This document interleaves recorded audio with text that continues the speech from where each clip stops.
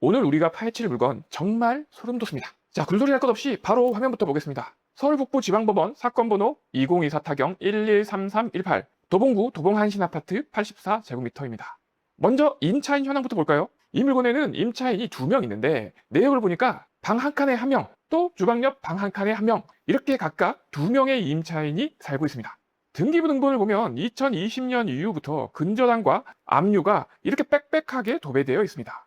이렇게 이미 채권자에게 털린 이 집에 도대체 어떤 정신 나간 사람이 2024년에 8천만 원과 1,800만 원을 주고 이 집에 임차를 했을까요? 자, 그리고 심지어 더 충격적인 데이터도 있습니다. 2025년 8월 12일 기준 33개월 관리비 미납금이 약 500만 원입니다. 지금이 26년 7월이니까 1년분, 그러니까 12개월분이 더 밀려 있었을 가능성도 있는 거죠. 그러면 현재는 600만 원에서 700만 원의 미납금이 될 수도 있습니다. 자, 어찌됐든 2678세대가 모여있는 이 아파트에 관리사무소에서 3년 가까이 관리비가 미납되어 있는데도 특별한 조치 없이 가만히 있었다? 세상에 그런 아파트는 없습니다. 자, 여기서 우리는 합리적인, 아니, 그냥 확신에 찬 의심을 가져야 합니다. 저 2명의 임차인, 혹시 소유자가 조금이라도 배당을 받기 위해서 숨겨진 가장임차인이 아닐까요? 오늘 이 영상 끝까지 보시면 가장임차인이 판치는 이 경매시장에서 눈뜨고 코베지 않는 법, 그리고 채권자들이 던지는 배당이 이게 낙찰자에게 어떤 의미인지, 그리고 이 600만 원에 달하는 미납관리비가 왜 우리에게 절대적인 무기가 되는지 완벽하게 깨닫게 되실 겁니다. 자, 여기까지 보셨다면 일단 구독 버튼 꾹 눌러주시고요. 저는 지금 바로 시작해 보도록 하겠습니다. 자, 왜 하필 방 한 칸일까요? 일반적인 임차인이라면 집 전체를 계약하죠. 그런데 안방 따로, 작은 방 따로? 이건 주거의 목적이 아니라 서류상 방어막을 치기 위한 전형적인 수법입니다. 소액 임차인의 최우선 병환제금을 노리거나 혹은 채권자들이 배당을 받아가지 못하도록 법원을 혼란스럽게 만드는 연극일 확률이 높습니다. 자, 그리고 여기에 이 600만 원이 넘는 체납 관리비가 있습니다. 사람이 정상적으로 이 집에 살고 있다고 하면 관리사무소에서 이미 소송을 진행하고 가압류를 걸었을 겁니다. 이 말은 무엇을 뜻하는 걸까요? 첫째, 실제로 사람이 거주하지 않는 공간이라든지, 둘째, 가끔 들러서 우편물만 받아가는 껍데기 점유율 가능성이 큽니다. 소유자가 강제 집행을 막거나 배당금을 빼돌리기 위해서 지인이나 친척을 내세워서 허위 전입을 해놨을 가능성이 99%입니다. 채권자들도 바보가 아닌 이상해야 이 사실을 알고 있겠죠. 그래서 우리가 이 물건을 낙찰받은 후에 싸워야 할 대상자는 진짜 세입자가 아니라 소유자와 하나로 묶인 연기자일 가능성이 크다는 걸 염두에 두고 입찰을 하셔야 합니다. 이 물건의 진짜 실마리는 여기에 있습니다. 원래 이 경매 2025년 10월 14일에 정상적으로 진행될 예정이었습니다. 그런데 갑자기 변경되었죠? 왜일까요? 사건 내역을 뒤져보니 2025 계획 4땡땡땡땡 바로 채무자의 개인회생이 들어왔습니다. 설마 채무자가 빚을 성실하게 갚으려고 개인회생을 신청했다고 순진하게 생각하고 계신가요? 절대 아닙니다. 경매판에서 채무자의 회생은 고도의 시간 벌기용입니다. 생각해보세요. 경매가 진행되고 낙찰이 되면 소유자는 쫓겨납니다. 그걸 막으려면 어떻게 해야 되죠? 경매 절차를 멈춰야 합니다. 회생을 신청하게 되면 법원 심사 기간 동안에는 경매 진행이 일시적으로 멈추거나 연기가 됩니다. 그렇게 벌어들인 이 1년이란 시간 동안 채무자와 이 가짜 임차인들은 과연 무엇을 했을까요? 관리비는 당연히 안 냈고 서로의 점유권을 굳건히 지키면서 낙찰자가 나타나지 않기를 또는 유찰되기를 기다렸을 겁니다. 하지만 채무자도 더 이상 버틸 수 없는 한계에 다다랐고 7월 28일 다시 경매가 진행될 예정입니다. 이 흐름을 읽지 못하면 여러분들도 저 연극에 속아 넘어가게 됩니다.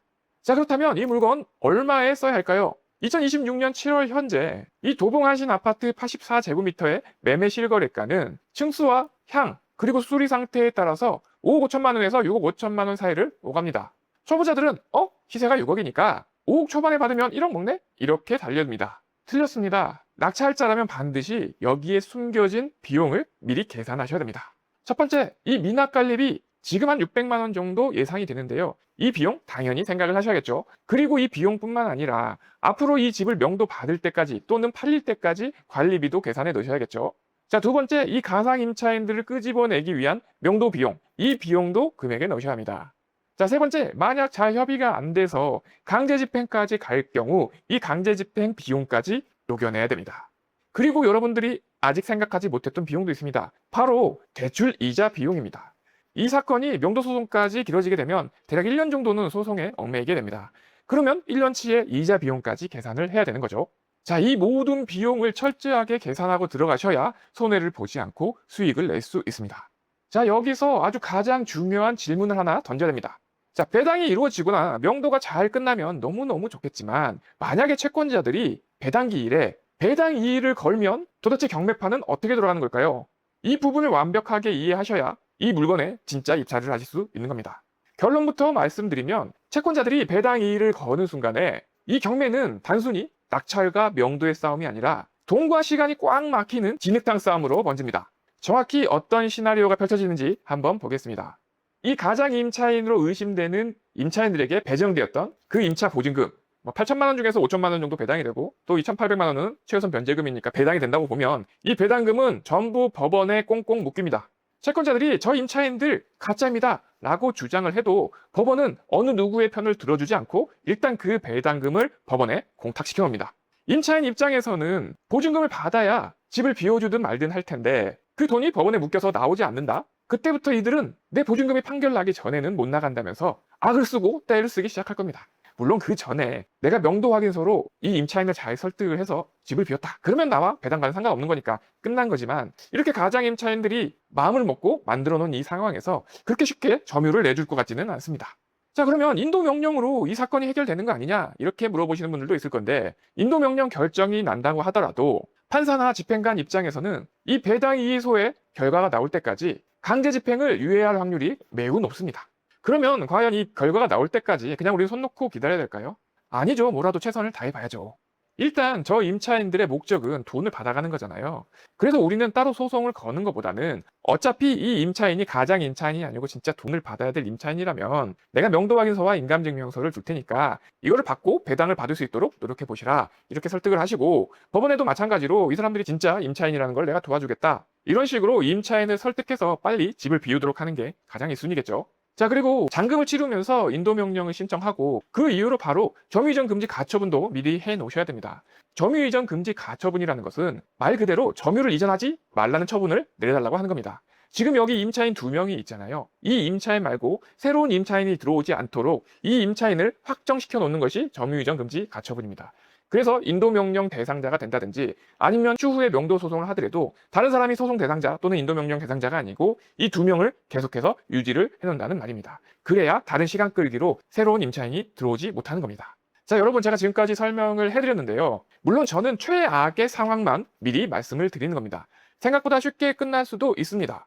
다들 아시다시피 명도 확인서와 인감 증명을 가지고 이분들을 만나서 배당을 받을 수 있도록 도와주겠다. 그러니 먼저 집을 비워달라. 집을 비우는 날 이 서류를 주겠다. 이렇게 얘기를 하고 협상을 하는 게 가장 첫 번째 정석입니다. 하지만 안심하고 최악의 상황을 대비하지 않는다면 오히려 손해를 볼 수도 있는 겁니다. 자, 이거 걱정이 앞서시죠? 벌써 가장 임차인 2명이 있다는 거. 이 사실만으로도 이 물건은 다른 물건보다 더 저가에 낙찰될 가능성이 높습니다. 가장 먼저 하셔야 될 점은 임장을 꼼꼼히 하셔야 된다는 사실입니다. 진짜 이 집에 저 두 사람이 살고 있는지 아니면 소유자가 살고 있는지 탐문하시고요.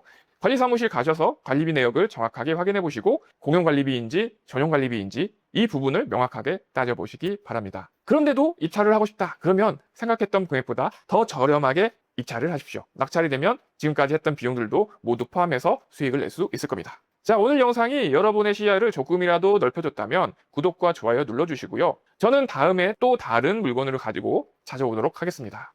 지금까지 내리따의 염이었습니다. 감사합니다.